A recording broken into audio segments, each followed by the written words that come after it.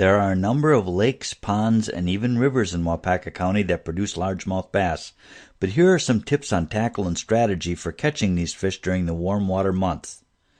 After the spawn, which typically occurs during the month of May, bass usually seek out deeper water. But many of the smaller mill ponds in the county lack any significant depth, so these fish will look for cover like boat docks, fallen trees, submerged stumps and rocks, and any type of structure they can use to ambush prey. Although low light periods like early morning and late evening will typically produce more fish, largemouth bass can be caught any time of the day. Buzzbaits are good locator baits because they tend to draw fish from greater distances and you can cover a lot of water quickly. If you're working a piece of structure like a dock or fallen tree, be sure to cover it from different angles. This will often trigger negative fish. If you notice the bass are coming up short on the lure, have another rod set up with a plastic worm or jig and pig combo to pitch back into the same spot. You've got his attention, now give him an easy meal.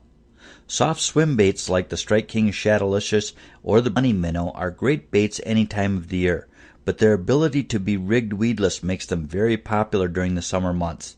Rigged on a weighted hook to keep the bait upright, soft swim baits can be fished in a variety of ways and at varying depths, but a straight, steady retrieve is usually all it takes to trigger fish with this bait.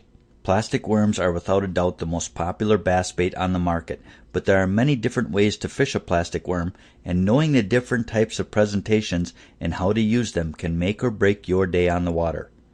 Plastic worms have traditionally been rigged straight and weedless on a variety of different hooks, but over the past decade, wacky rigs and drop shot rigs have become very popular because these methods allow you to present plastic worms in a different manner and again at different depths.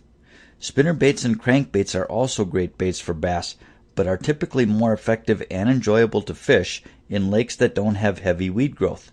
Rock bars and sandbars are great spots to use these baits. There are certainly other baits on the market that will catch bass, but having a variety of the ones mentioned here and learning the different types of presentations will help make your days on the water more productive.